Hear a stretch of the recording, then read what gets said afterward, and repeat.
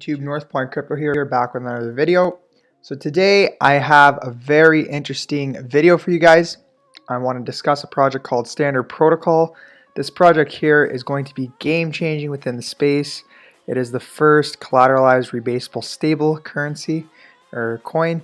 So very interesting, and better yet, I have the founder today that will be speaking with us. I'll be asking him some questions. So I'm not going to go too much in detail with the project since he will be answering a lot of the questions, but I'm going to definitely give you guys an overview quickly. So what Standard is, again, it's a collateralized stable currency. It has three different tokens, one being meter, second being lighter, and the third being the standard token, which is their main token for staking, collateralizing other assets. So a little about it, current problems with algorithmic stablecoins, price instability, oracles, auctions. So the price lacks stability as the asset is not collateralized. The oracles are too centralized. There's no incentivized ecosystem. And then the auctions are hard to track. Then why does it need to be backed? So they have a little rundown here of why it should be backed, what makes it different. Solution, so collateralized rebasable stablecoins, collateralized plus elastic. So it's collateralized synthetic stablecoin like DAI, but with elastic supply like Ample. Very interesting. Then they have the fair block rewards, so block rewards to Oracle providers with an 8:2 ratio between validators and the providers, and then automated market makers, which is the AMM.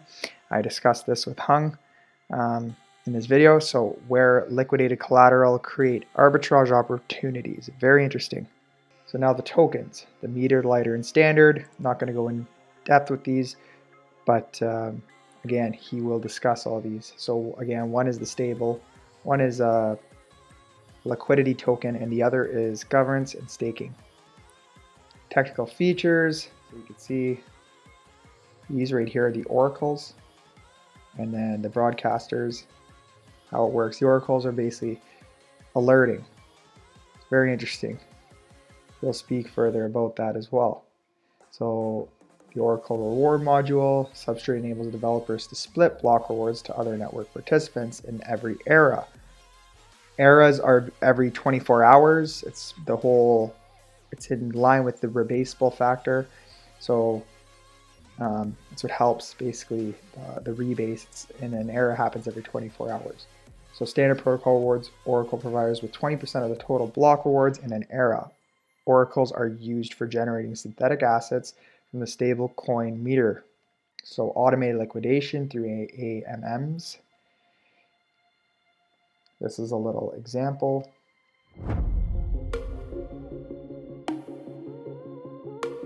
And then they tell you how to use it. So in bullish conditions, Standard generates its stablecoin meter by collateralizing other digital assets. One of the key ways a vault owner can use the meter is generates it to purchase more collateral, so typically DOT. This enables leverage trading to maximize profits with existing one's assets. So the cool thing about this too is you could use your standard tokens to collateralize other assets, and in return you gain meter tokens. Found it very interesting, and we'll go further in depth with that. A little more about Vault is the module is a collateralization module where standard holders collateralize other digital assets and generate meter. Meter holders can generate other synthetic assets with price information provided by Oracle providers. Then the Oracle module is a price feed information module, which was shown in the example earlier on in this slide. So it provides the information. It's a module produced by the Oracle providers, and then chosen every era produces a price information and then rewards each era. If they produce outliers, they get slashed.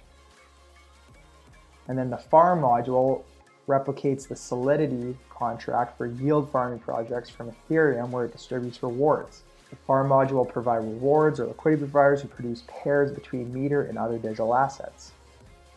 So then they have the token distribution, very good, 100 million total in total supply. The roadmap, they're going for a pair chain in 2021 of Q3. So here are some of the partners at Standard Protocol. We have Four Season Ventures, Master Ventures, Phoenix VC, LinkPad, we have DFG, Block Sync Ventures, and Polkabase, Lotus, A195. All great partners, guys. Usually that is a very good sign when the right people are behind the project. We always look at that when looking at any project. So a little bit about the team now. They have a great advisory. We have Charlie, who's the co-founder of Polkabase. He's a managing partner at Canic, and he's also an expert in Polkadot. Marge Zhang, general partner at Byzantine Capital, and he was born and raised in the United States, studied at Emory and Washington and Lee. Then we have Jasper, he's the founder of Blockstream Ventures, which we see they had invested in this project as well.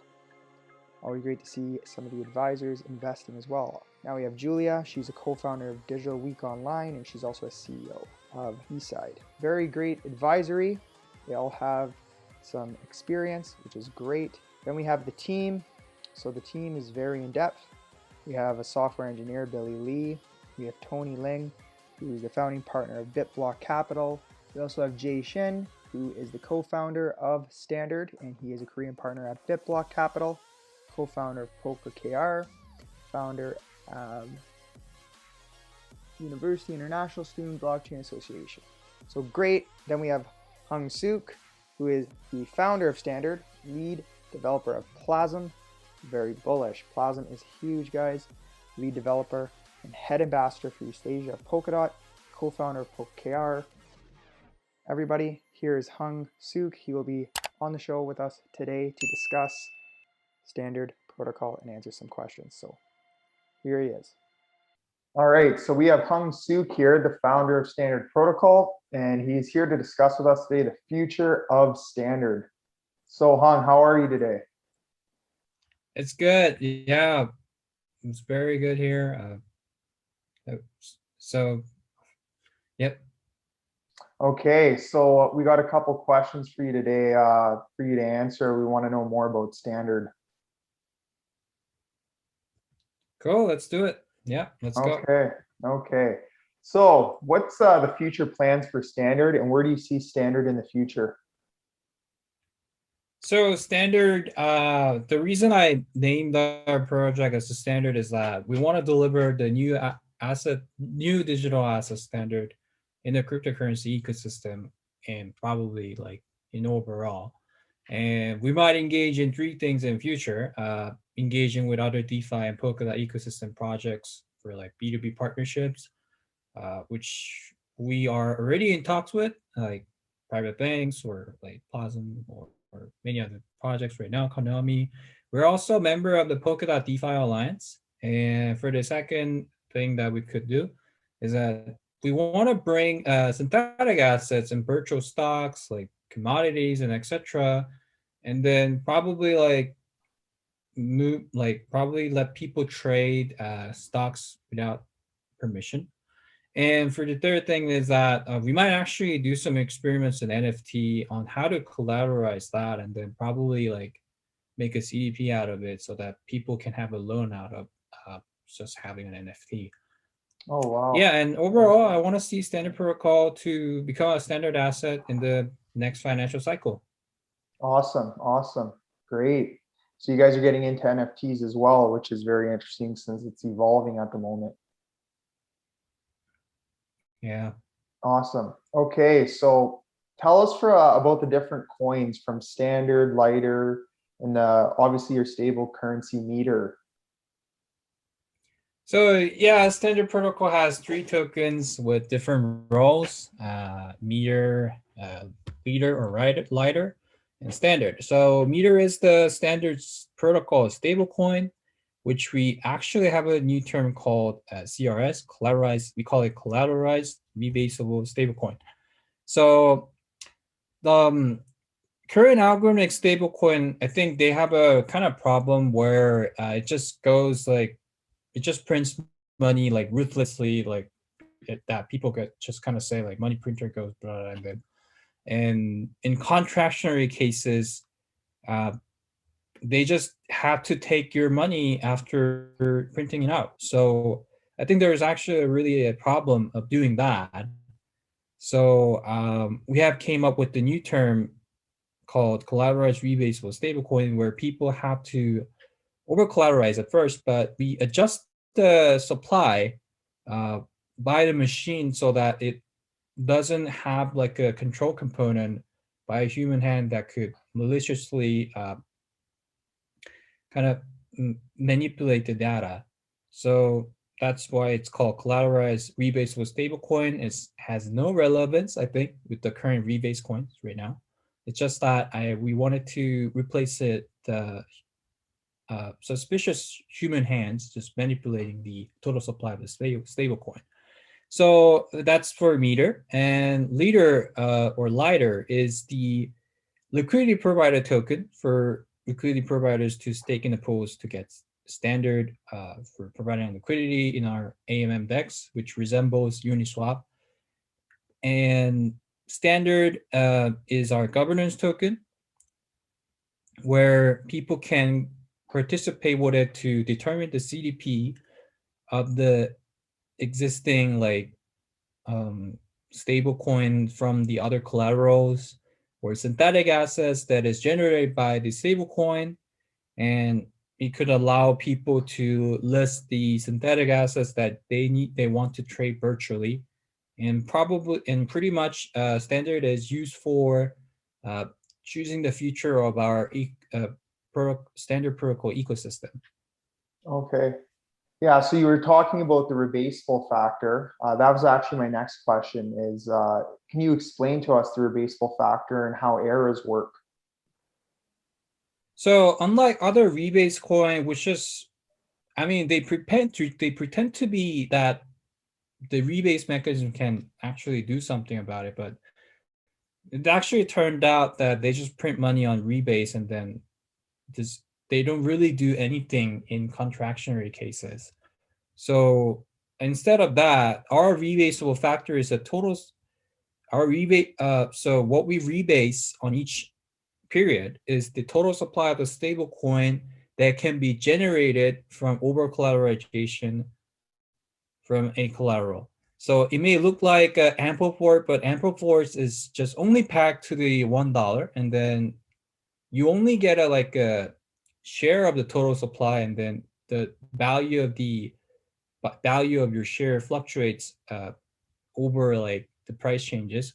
But we just only manage the stable coin supply that can only be generated by over collateralization. Okay. So, and for the rebasing, we use ERA for a time period. So in ERA, it is a period of time in Polkadot Wiki.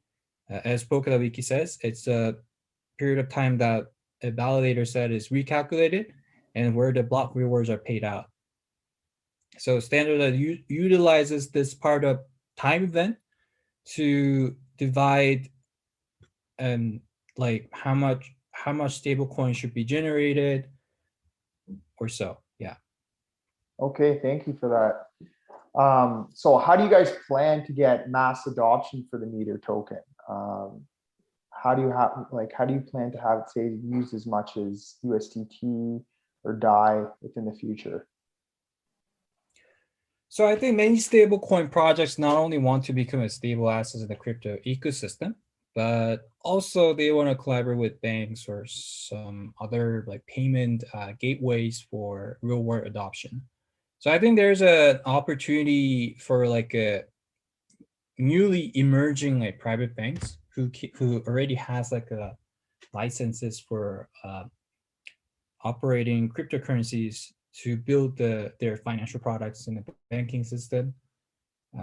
So we actually have partnered with the bank in Korea called Jinko Bank, where they have all the licenses regarding operating cryptocurrencies.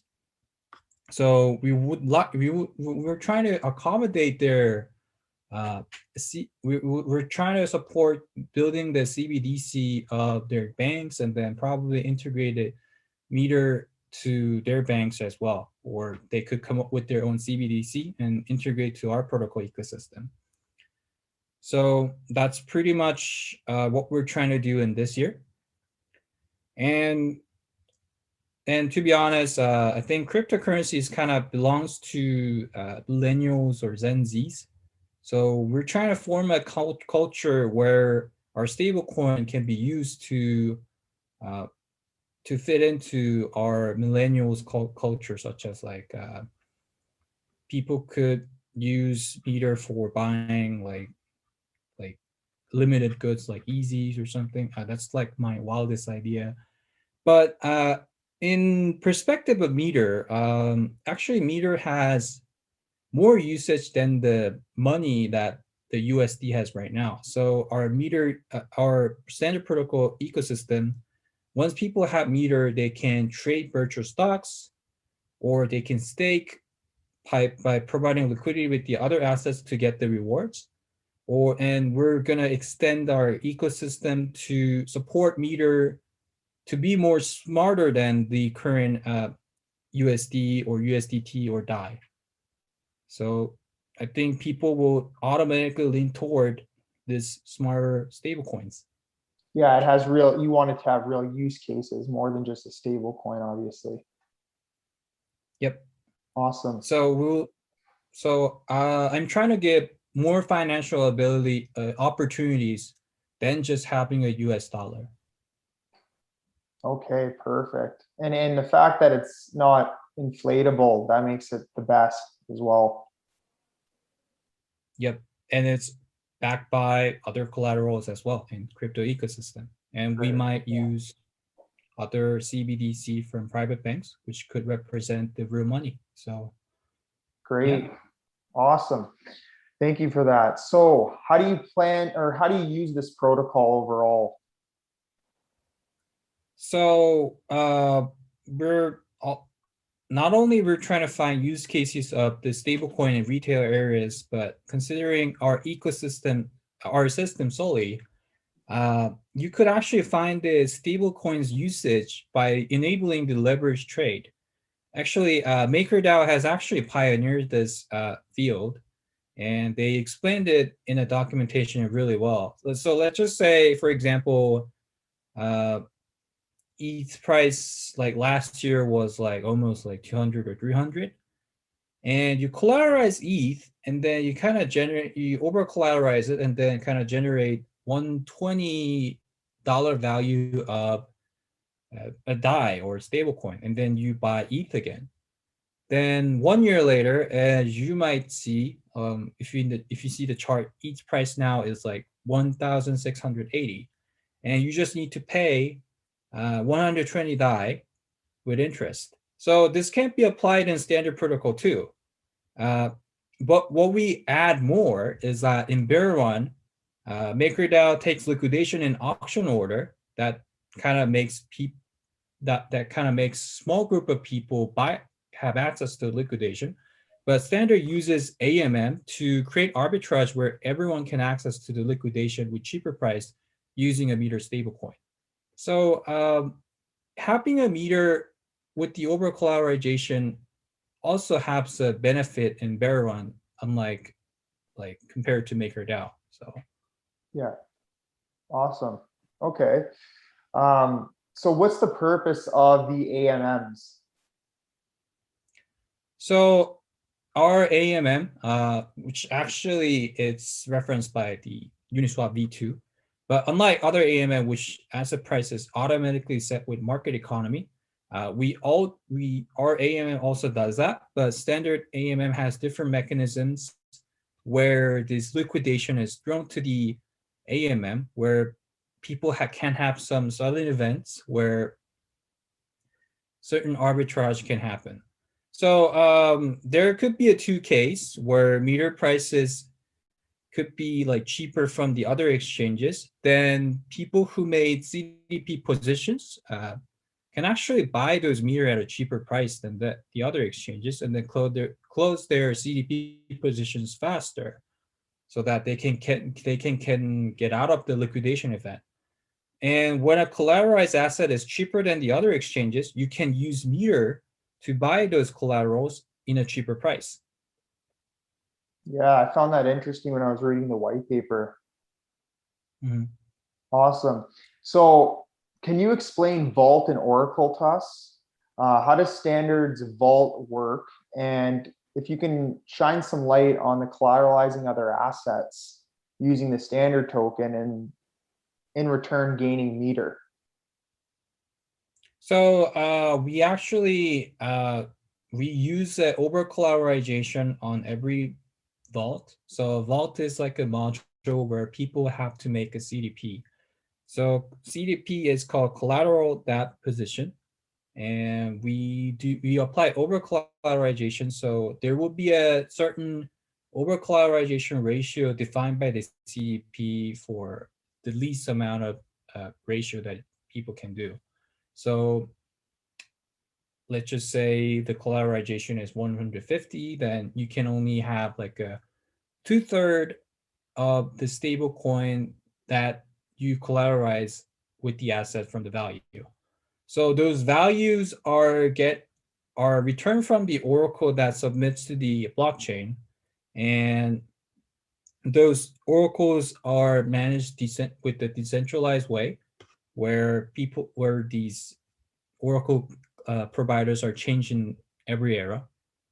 And yeah, that's pretty much what Oracle and Vault is. Yeah, they're interesting. I think a lot of people utilize the vault factor. Sure, and we use Vault to generate the synthetic assets as well. So for synthetic assets, it will be interesting to make it as like a virtual stock, and then probably like come up with some bot to trade those stocks too. Yeah, should be fun. Yeah. Cool, very interesting. So the last question I have for you is obviously the biggest. What is your parachain lease strategy? So parachain right now, if you build it, then you start as like a parathread. So we're pretty much start as like a parathread and test if we need to be like a parachain to start building this to test our ecosystem. So we also have our own organic ecosystem that people can trade virtual stocks or commodities. And if people wants to have like other parachains assets such as Akala, Plasm, then we can apply for the parachain auction. But this could be done in parathread too. But if the traction to intertransfer these assets kind of takes over, then we would have to apply for the parachain.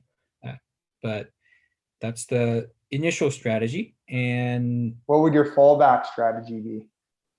So let's just say that we have to become a parachain, but we cannot be one. Then we can pretty much connect the bridge to the existing parachain. We could provide the module to move parachain's assets to our parachain using a bridge. So I recently built the bridge between Secret Network and Plasm, and I have these experience where shared signature can be used to move around assets.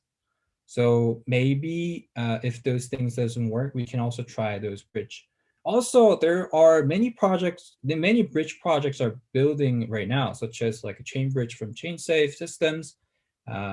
We might try that to move around other parachain assets to our chain as well, or just EVM talking blockchains can actually use that bridges too.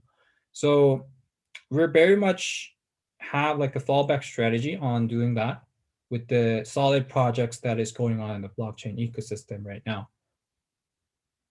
Perfect, thank you. Yeah, no, standard's definitely going to be very interesting. A lot of things to come with it, and the whole protocol overall, I think, will be well utilized. I appreciate you coming on today and discussing with us standard, and it was great having you, Hung. Oh, it's just my pleasure. Yeah, we're really interested in building this and interacting with other parachains. Yeah. Great. Awesome. Okay, it was great having you, and thank you for your time, eh? Yeah. All right. Take Thank you, care. guys. Bye. Bye.